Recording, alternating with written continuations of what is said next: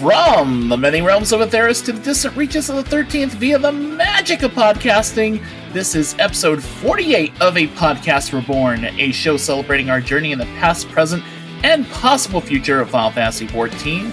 This episode is being recorded on Sunday, February 18th of 2024, and as always, following podcasts may contain mature language and spoilers for the MSQ.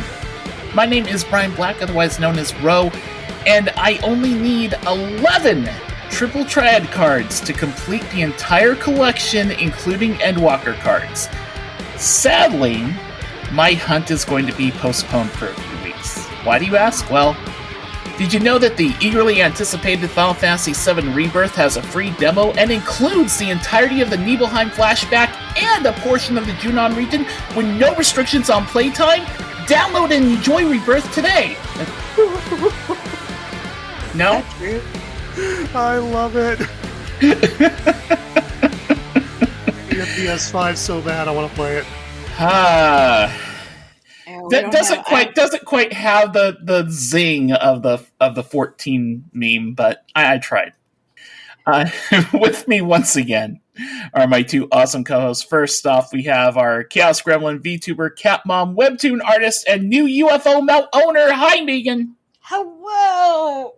Oh man, it's been a while. It's been a while.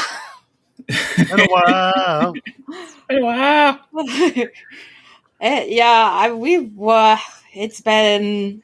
We just literally, me and Ward just streamed the Hildibrand quest yesterday. I made him a VTuber, so he has the Cat Dad VTuber, and I have a Cat Mom VTuber, and we stream together sometimes. I made him a VTuber as his Valentine's Day gift, so I can selfishly force him to stream with me. That's awesome. Yeah. Also with us, we have our old man machinist, blogger, and dad joke mancer, who, you know what? I entirely forgot to finish off a part for this intro, so hi, Brandon! I see how it is. I'm just so utterly forgettable. Such is my life, I suppose. But some guy, you know? Yeah, what am I going to do? But did you guys hear about the Arcanist that went full keto? Full what now? Full keto. You know, keto diet, yeah. Yeah. Okay, diet. Okay, I need the diet in there to understand what the fuck you're talking about. Yeah. Well, what can I say? He just gave up on summoning Carb, Uncle. Mm-hmm.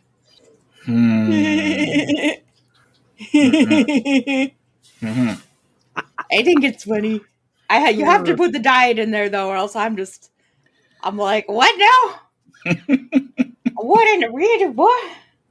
Because also, hilariously, Ward's Catboy's name is Keto, KIH''TO. So I was like, goes full what? That's fair, I suppose. I shall have to ward-proof my dad jokes in the future, I guess. Just PM him and be like, hey, is this some weird reference to anything of yours? Am I going to confuse Meagan with this? All right. That's my secret. I'm always confused. Does that mean I need to ask Vinod for the Traveler's Ward? Oh, no. You'd think that would come up more, being fantasy nerds. Well, it's, once again, it's been another month. Meagan has finally completed the Hildibrand stuff, so, I mean, I'm sure there's other things we've been playing as well, but since it's kind of fresh in our ears, let's talk Hildibrand. I'm going to say, while I thought that the Hildibrand content, and I played it pretty much, the first day that 655 came out, I thought the Hildibrand content was fun. The trial, not so much. I could take it or leave it with the trial. There were parts of it that I didn't understand where the call out was. I was looking for to see where I was supposed to be standing here or there, and I'm probably not doing that trial ever again. Oh wait, that trial does have a card. Oh no! Ward got it on his first shot. You son of a bitch, Ward! We finished it, and Ward was like, Wow. oh, no loot. You got the card though, right? I'm like, what? Oh no. Oh. Boy, did he just... I don't know if you guys can hear it, but Bonbon is having a time. But Bonbon also is not happy about Ward getting the triple triad card on the first drop. I hear you, Bonbon. She got fixed this week. So she has to wear a little. It looks like a little baby onesie. Like it's a little shirt that keeps her incision covered, because otherwise she would have to wear a cone, and we know she hates cones. And she's pretty okay with the onesie, but the thing is that it makes her itchy, so she's constantly screaming at us unless we have one hand under the onesie scratching her. Gotcha. So, you're gonna hear some cat yells this time. Cat yells. She's got very loud. It's fine. It's fine. It's understandable. So yeah, the trial was okay. I have to say, I think the 6.4 leg of Hildibrand, though, was my favorite part of it. This one was all right, but I thought that nothing quite tops that whole dramatic scene of Godbert and Hildibrand doing their limit break to beat the super robot. When you hear Hildibrand trial, you definitely don't think it's just going to be like, they're summoning a primal, we're going to beat it up, and it's just like a normal goddess. You know, you think some insanity like we did with the like Hildibrand just like doing his little dance around on the side, and Godbert doing all of his fucking Mega Dragon Ball Z shit. And where was Greg? You know? Yeah. I think Greg's already in the New World. That's my prediction. And I think that's obviously where Hildibrand is going on his on the poo-poo ship. That sounds very inappropriate.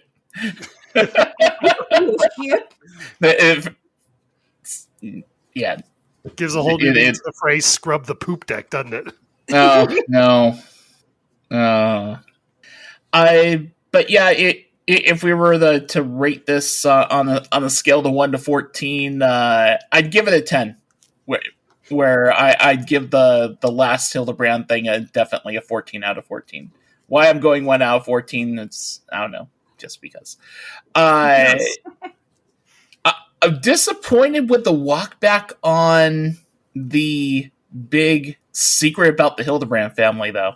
Yeah, that is pretty much the only thing I even remember out of this whole quest chain was they walked back on the fact that they're not aliens. I mean, come on. I like cool, that. And then you walked back on it. What's to like about that? It made the Hildibrand family actually interesting, for one. And then they're like, anybody can become a Manderville man if they have the gentlemanly spirit. I think that's better. Okay? Nobody should want to become a Manderville man. Come on. Well, okay, but you can. It's in the heart of the muscles. It's in the power of oil and squats, all right? It's not eugenics. It's dynamis. Right? I mean, I guess that pretty much explains Julian and her abilities. It's totally dynamis. Is that our explanation for any kind of random bullshit we encounter in this game anymore? It's probably dynamis. It's probably dynamis. If the world ran on dynamis, it would be Hildibrand logic all the time. Oh, dear God in heaven. Can we bring Zodiark back, please? This is what happens when Hildibrand is left unchecked by Zodiark. Oh, God, and now we killed him. Now we've literally caused the Endwalker. Mm-hmm. The final days is probably what I should have said there. Sorry. Why do I get the feeling like the ramifications of this, that the consequences of this may still plague us into Dawn Trail? Think about the next Hildibrand adventures. We still have more Hildibrand adventures in Dawn Trail. Somehow, inconceivably so. You know, he's grown on me. Yeah, like a fungus you need to take a cream for or something. Well, I would say all of his side characters have really grown on me. Lalafell.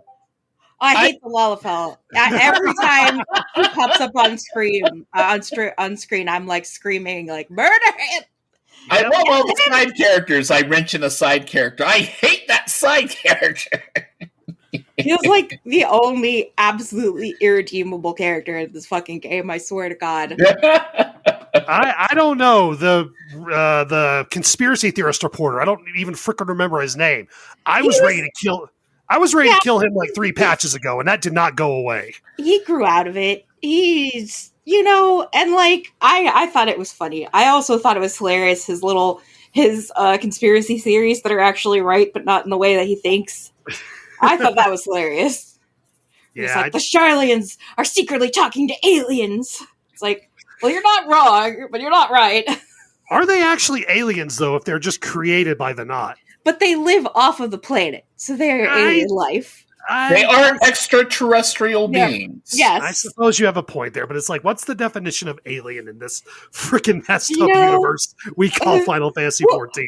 We'll just say anything that doesn't live on Atheris is an alien. So, all right. I suppose I can get behind that.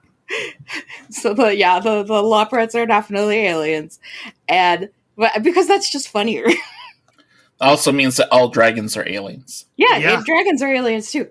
Dragons that is actually part of the lore that I really love. It's so unique and cool. Like we've had I don't know what you would call it, like spacefaring fantasy before with World of Warcraft, but they didn't actually like fly through space, except I guess the Draenei had an actual ship, but not the orcs. They just like opened a portal.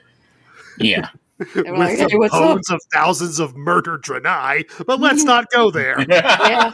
Well, I mean, like at Cosmic Fantasy, I have seen it before, but I don't think I prefer. I like this version, and I love the dragons came here before like humanity was even going good, and like they've been here forever, and they're like outside of Heidelin, and like I don't know, it's cool. It's like you got like it's almost like a competing mythology, but not really, because it's like, oh yeah, I not the same. It's like, well, what are the dragons doing at this time? And then it's cool. I like it, and especially now. Unfortunately, my friend has been really busy at work, so we haven't been able to do any of that stuff. But just going back and doing Heaven's Word stuff, and seeing all the ancient dragon shit, I'm like, ooh. So they're still mourning Harshavant? Yeah, we have it. We're about to go in to the bay and beat up the Pope, the Pope and his pals, the Pope pals, and the large man king, and like we're literally just sitting outside the doors, and we haven't had enough time to go do that. So what you gonna do? We're literally like. Well, but it's also like, we can't, this isn't something you can just pop in and do real quick. There's like 10 minutes of cutscene going in, and I don't even know how much cutscene coming out. So it's like, it's not like, hey, you got a few minutes? No, this is like, we need to set aside an afternoon. Yes? Can I help you, miss? Uh-oh. The cat has invaded. It's A Podcast Reborn. Oh. All right. So, was there anything? I mean, Brandon, you said the main thing that you remembered was the whole alien walk back and stuff. But like, was there anything else for either of you from the Hildibrand thing that like stood out for you? For me, it was pretty much the alien walk back, and I wasn't a fan of the trial. Those were the 2 key points. Oh, but and on a tangent, and I know I said this last episode. I'm pretty sure I did, and I'm going to say it again. Why is the red mage relic not red? Can you dye it? Nope.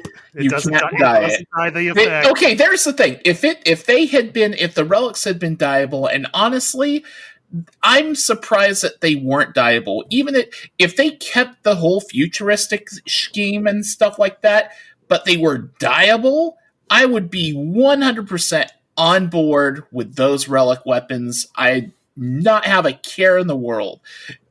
Considering the grind that you do to get those weapons, I mean, yes, you're just playing the game, but you're playing the game for a pretty long time to get those relic weapons.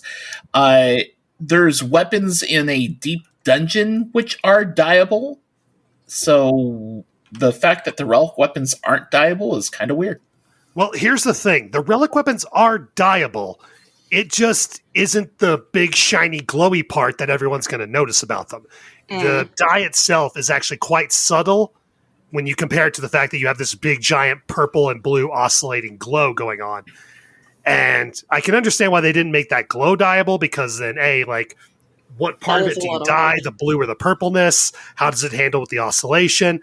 Also, I don't really care, because blue and purple are two of my favorite colors, and these weapons are glorious. Welcome to our glorious Magitech future. You will be assimilated. So I don't have to be assimilated. I don't have a problem with Magitech. I just have a problem with that being tied to the relic. That's all. That's another thing too. It's like, especially when you do the walk back on Hildibrand, where they aren't related to aliens and such. It strikes me as weird that the final stage of the relic would be futuristic or alien in nature. Yeah. Godbert said in the quest that he got some tips from Poo Poo on how to finish the weapon, so that's why they're alien-y. Gotcha. But at the same time, I agree. I wanted some super ostentatious golden weapons, because it's fucking Vanderbilt. They're known for their goldsmithing. I wanted filigree and gems and just the most gaudy, ridiculous shit ever, Yes. That's what I wanted, but no, it wasn't that to be. Especially for Red Mage, man, because you can have such a fancy outfit. I wanted a super gold fancy sword, but no. My favorite Red Mage transmog continues to be the Suzaku version.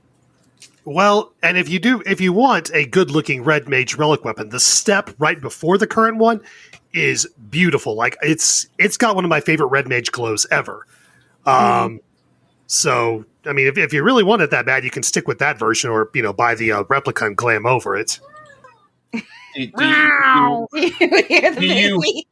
Do you hear Bonbon judging you just as much as I'm judging you, Brandon? No. I don't care, because I have my glorious Magitech future, and I will embrace it. Blue and purple glows on colored jobs that don't include blue and purple, and all. No. But I agree, Bonbon. This is not right. It is not right. God, that was so perfectly timed. I think that's honestly why I remember so little about this Manderville questline, is because as soon as I saw what the final stage relic looked like, I'm like, I no longer have any care as to what is happening right now. I am getting through this because I want those relics. See, I've loved Poo Poo since Final Fantasy VIII, so every time Poo Poo's on screen, and now there's two Poo Poo! Poo Poo times two! I'm just losing it. Yeah, Bonbon. I would care more if he wasn't named Poo Poo. Oh my god, but it's so funny. And I played Final Fantasy VIII, just for the record. That little punk wanted all my elixirs, for crying out loud. Can I tell you how I feel about Final Fantasy VIII? Really, really, how I feel about Final Fantasy VIII? I would love to hear what you feel about Final Fantasy VIII. Friendship may be ended, but okay. The story of Final Fantasy VIII is splendid. It's fine. It's awesome. It's a solid Final Fantasy story. No problems with the story of Final Fantasy VIII whatsoever. The junction system can suck my right testicle. I am with you. Well, I absolutely agree. It is a terrible system. I don't remember the system at all. This was my first Final Fantasy game ever. So, like, I had nothing to compare it to. I didn't know what was happening. I don't even know if I used it properly. I probably didn't. All I remember was the pretty anime boy cutscenes and, like, the ballroom dance. I literally had a save set right before the ballroom dance cutscene. I would just go watch that cutscene sometimes. Like, peak anime girl. I am going to guess that you probably didn't min-max the magic stuff to, like, give your characters the best stats, and you probably played it naturally the way it was meant to be played. Yep. But my min-max brain at that time, when I was playing RPGs back then, and min-maxing my characters to find, like, the perfect setup and stuff, meant that I spent hours and hours at the beginning of the game before I even dive deep into the story, just storing up magic through the junction system over and over again. It kind of killed my enjoyment in the game. I do remember some periods where I had to, like, stop and grind, and I didn't like that very much. Yeah. But yeah. I'm so nostalgic for the story and the graphics and the music. Oh god, the music. And it's like the freaking the Squall and Renoa and the love story and the dancing. Did I mention the ballroom dancing? Okay, it's like I know that, like, in Final Fantasy X we're supposed to be into, like, Titus and Yuna, but I absolutely was not. I was like, Yuna, what are you doing? No. I don't know. Every woman in Final Fantasy X ended up with a fucking goober. I will admit that by the time I did play through 10, I was very, very sick and tired of the Final Fantasy. Our protagonist is a pretty boy who's dumb as a box of fucking rocks. Squall wasn't dumb. He was just quiet. No. He was very, very much dumb. Well, okay, but he was handsome, so I forgave him. Oddly enough... Everybody's like, oh, just a stupid pretty boy. I'm like, that's what you think a pretty boy looks like? So... Final Fantasy X is almost the flip of Final Fantasy VIII for me. Gameplay and stuff, great. Blitzball, love the fuck out of it. What the hell is wrong with you? Shut up. I can sum up how I feel about the story of Final Fantasy X quite simply like this. Hold on, Bonbon. This is how I'd sum up Final Fantasy X. And for those who know, you know.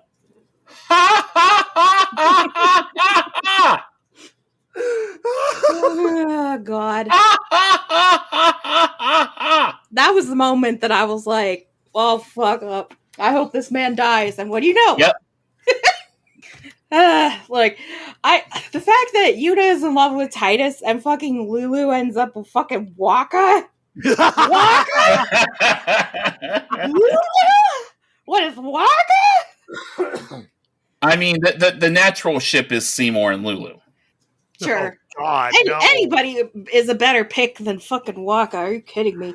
I complain about Titus being dumb as a box of rocks. Then you got frickin' Waka, who just watched, what is her name? Riku. Her home just got blown up, and he goes, hey, just like Happy Festival fireworks. Yeah. Oh, he's God. Did you know, you know who did the voice of Waka? No, I don't. Same person who does the voice of Blender in Futurama. What? No way. True. True story. You will never think the same about Blender again. Oh no. Hold on. Not Blender, Bender. Why did I say Blender? Oh my God. What happens? No, come here. Yes, the voice of Bender is the voice of Waka. Oh my God, really? Put your arm back in it. Okay, there you go. Wait, no. There we go. Okay.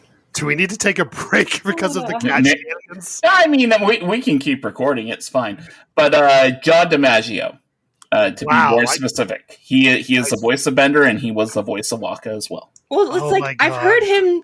I know he also did the voice of Jake from Adventure Time, and I really recognize his voice there. And I just maybe it was. He's done a lot of stuff. Well, it's because I was not really aware of him as an actor at that point. I wonder if I listened to it now, if I would hear it. But damn, because that was pre-Bender, that was pre-Adventure Time, that was pre everything I know him from. But Jesus, Actually, now that I'm thinking about it, yeah, I think I can hear it a little in my head. Or maybe now you've just implanted it in me. But yeah, actually, I was big into 10-2, if you want to know. Oh, no. Oh, yeah, baby. Dress spheres, baby. I never played 10-2. I don't know why I just missed that one, but it's Final Fantasy, the magical girl game. You know what? Gameplay and again, from a gameplay perspective, I love 10-2. From a story perspective, I thought 10-2 was better than Final Fantasy X. Oh, wow. Yeah, I agree. I really liked the cutscenes in 10-2 are so good, and I really love it's a dress up game. You get job spheres, but they're not job spheres; they're dress spheres because they change your dress, and you get to play dress up, and you get 3 really cute girls to dress up, and we've got a tsundere, and we've got a Genki girl, and then we've got Yuna, who's just there, but she's cute. She's just trying. She's trying her best. Like, what is Yuna doing? Her best. Oh, wow. Oh, man. But yeah, no, I would have loved if we could have brought Lulu along and I could have played dress with Lulu, but it's probably for the best that I couldn't. There's a character that I wouldn't mind seeing in a crossover of the Final Fantasy 14 through some kind of different story and stuff. But like it, how they give like some crossover stuff, different treatment stuff. Imagine if they did Final Fantasy X stuff and we ran into a Lulu character in Dawn Trail. I would love to see Lulu and Riku and like nobody else. What, they can't bring Pain along? Pain can come. Pain definitely, yes. Pain can come. Yuna can come too. She's sweet. She means well. Riku is kind of annoying and grating to me. No, she's. Okay, I clearly have a high tolerance for hyperactive, cheerful girls. Fair. And especially if they're very cute and bubbly and friendly. And it was a cute dynamic, You have like the grumpy one, you have like the happy one, and the one that's like trying to keep the peace. And it's your average magical girl dynamic, obviously, because it's the magical girl Final Fantasy. And then you're going around and you're like learning about like some reincarnation, super past shit with found footage video spheres. Like, it's been a while since I played this game. I mostly just remember the opening cutscene and the cutscene when Yuna does a concert and the freaking lightning planes. When you had to like set up a concert venue while constantly dodging lightning strikes. Oh my god. That's, if you love your idol, you have to be ready to die for her. But yeah, I really liked the music. I liked the cutscenes, and I loved the look. And that's apparently all that matters to me, baby. See, just when all of you regular listeners thought that we would probably spend some sort of time talking about Baldur's Gate 3, we surprised you by talking about other Final Fantasy X. And we're getting a little closer. We're staying a little closer to the subject matter. Just a little bit. Yeah. I would be like if they announced they're remaking Final Fantasy X, I'd be like, nah. If they're like, we're remaking Final Fantasy X too, I'd be like, let's go. Frankly, I'm kind of surprised they haven't done that already. I know. I would just be throwing money at it. They did a remaster, but I think the thing about a remake is you gotta have something to say to do like a good remake. Or there's got to be like flaws that you want to adjust, or there has to be like something that can be improved with modern technology. And I don't really think there's anything like that in 10-2, and I don't think there's any like deeper magical girl meaning that we need to do a commentary on by doing a remake. There's apparently talk of them doing a HD 2D remake of Final Fantasy VI. Seems to be the big thing now. I could live with that. A Final Fantasy VI that plays like that, looks like Octopath Traveler 2. Sign me up. Yes, please. Pretty 2D graphics. I bought the Pixel remaster of 6, and I got about, I want to say maybe a third, maybe halfway through it, and I still have not finished it. So, yeah, one that looked like Octopath Traveler, yeah, I'd absolutely play the hell out of that.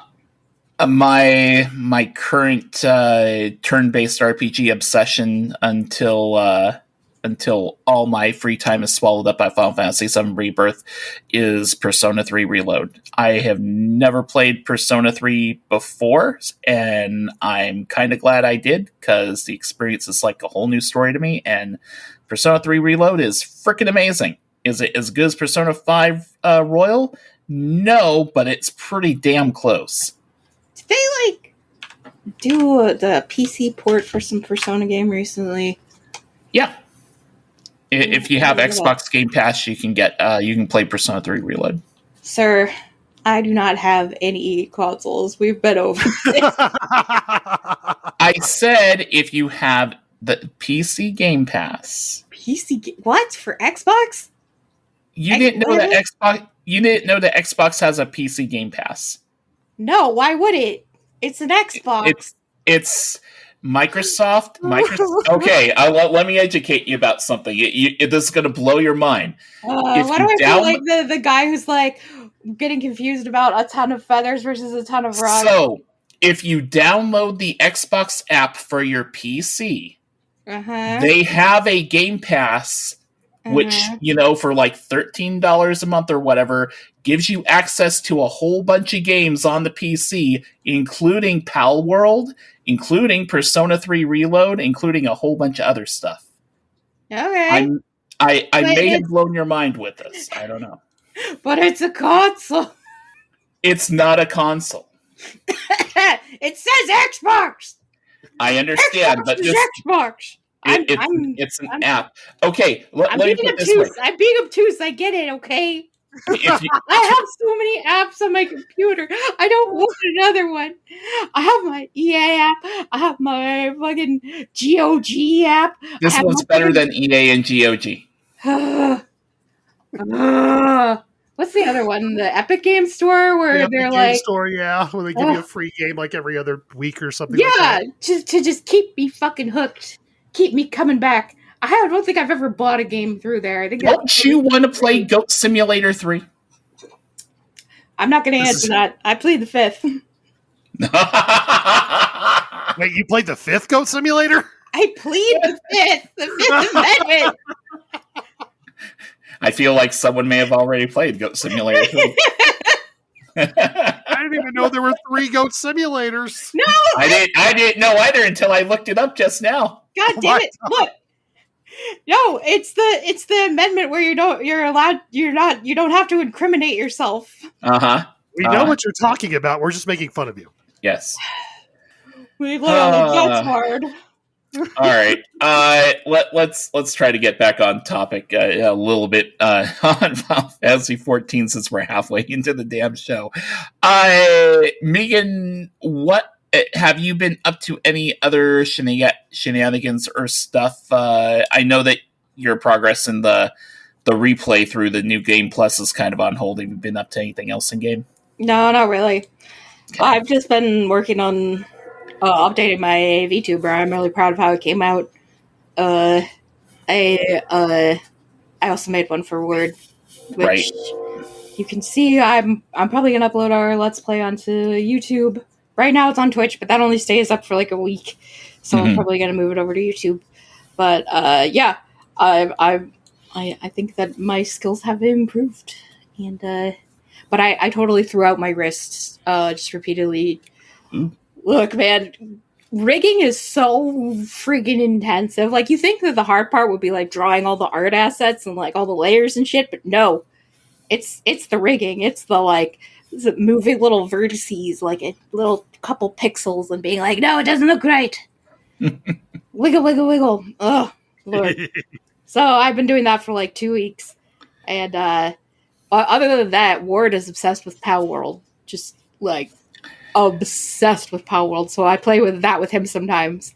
But Pokemon survival game with guns, sign me up. Yeah, man, it plugs into the goblin goo in his brain way more than it does to mine. But like, I'm glad he has that. Like, everybody needs their goblin goo game. And it's, that's just not my. I don't know. My Goblin Goo game is about 2 weeks away. Have you seen? I don't know if you guys have watched trailers for Final Fantasy VII Rebirth, but Final Fantasy VII, one thing it was well known for was just it had quite a few mini games. Okay, this one, like the number of mini games, when I saw how many mini games were in this trailer, I was wondering, is this Final Fantasy VII Rebirth or is this Mario Party? What the fuck's going on? There's a lot of stuff in that game. It would be great if they had like a full-on Mario Party game, like inside of Rebirth, where you could basically play that. Yeah. They've got a Gwent-like game in it. Like, I'm already sold on that. Yeah, they're basically taking Gwent and Triple Triad and putting it together. Aren't you going to be Chocobo Racing? That was 7, right? Yeah, there's Chocobo Racing, and the Chocobo Racing in this looks more like a Mario Kart and less like how it was in 7, where it was just accelerate, watch your stamina. You know, instead of that, it's more legit, like actually controlling the Chocobo and stuff. So it's going to be what Choco GP should have been without all the microtransactions. Yeah. Yes, and you can drift with your Chocobo. Ooh, that's adorable. Square Enix, you can't see my face, but I'm giving you I'm throwing shade at you eyes right now. I know. I still can't believe. I would have bought that and played it so much if it. Yeah, same. I was so looking forward to that game, and then I read about what a microtransaction hell it was, and I'm like, well, I kind of forgot that everybody outside of Yoshi P's crew at Square Enix is terrible. Mm-hmm. Brandon, what have you been up to in game? Anything? Yeah, actually, I have not really played any of my characters over on my main server for quite a while. I've been enjoying the heck out of my alt that has on the Seraph server with the Road to 80 buff. The amount of XP I'm getting just from trying to do roulettes just to get enough currency to buy glams for him. I'm probably at maybe level 51 in the MSQ. I've got Dragoon and White Mage both at 59, I want to say, and Red Mage and Dark Knight are both at 54. Nice. I had planned to take a break from doing the MSQ. As soon as I unlocked Dark Knight, I'm like, okay, I'm just going to go in daily and do leveling and frontline with him until I get up to 50. I figure maybe it'll take a week and a half, maybe 2 weeks at the most if I miss a couple days. I was done in 2 days. I'm just like, oh, right, this buff is absolutely insane. And then I keep doing it because the trophy crystal glams, the one that provides you the remakes and the upscaled graphics of the level 60 relic weapons, not weapons, the relic sets. I have been trying to get that full set of Dark Knight gear on my my alt here, and it's ridiculous just how fast you level up just from doing frontline and crystalline conflict on that alone. But I've got 2 more series level ups to get before I can get the sword, and then we'll be good to keep going on and not waste time on roulettes every day. I haven't even bothered to get most of the poetic sets, just because I normally pick those up for all jobs as I level, but I'm gaining levels so fast just from doing roulettes, and it's almost like, well, by the time I can actually get to the point of the MSQ where I could pick this up, I'm going to be close to 70, so what's the point? Nice. So yeah, we're starting out Heavensward. I got to the point where I unlocked the flight compass, the ether compass, and haven't gotten further than that because I'm like, oh right, I've got to drive around the zone and hunt down all these ether currents every time I get to a new one. Kind of forgot about that, so haven't been able to get past that mental hurdle to keep going. But we'll get there eventually. I like Heavensward too much to not play through that story eventually, and we'll see what goes on from there. Good stuff. I've been collecting Moogle tombstones like crazy. Nice. I was able to go ocean fishing and score barely over 8,000 points to get 50 Moogle tombstones. Nice. Hey folks, it's Brian here. So, unfortunately, we ran into some technical difficulties while recording the show, and it's around this point that things kind of fell apart. Not that you can really hear too much in the recording that you've heard up until now, but was really hard for me to be understood by Meagan and Brandon. So at that point, it's like, well, if they can't hear me, it's like, why keep on talking? So we are going to wrap it up there for now. A little bit of a shorter show than usual, but we will definitely be back in either 2 weeks or 4 weeks and keep on trekking on. Until then, I do want to mention that we now have an account on Bluesky, so you can follow us on Twitter at A Podcast Reborn on Bluesky. You can find Meagan at CatMom Meagan pretty much everywhere on the internet, and of course Brandon is on the internet at The B Matt. I am totally not going to have a spot for Brandon's dad joke to wrap things up. I just realized that. Oh, you can entirely blame me for no closing dad joke this time. My apologies. As always, we are a part of Bonus Roll Productions. You can find us on bonusroll.gg. Find more about that. The theme music is provided by Husky by the Geek. A link to his YouTube channel will be included in the show notes. And of course, this music and any other derivatives of Final Fantasy XIV music you hear on this podcast belongs to Square Enix, and no copyright infringement is intended. So, for Meagan, for Brandon, and of course for Butterscotch and a very loud Bonbon, this is Brian Black. Until next time, may your loot rolls be high, your glamour fantastic, and your duties always complete. It really does seem weird to not end this without a dad joke. Sorry.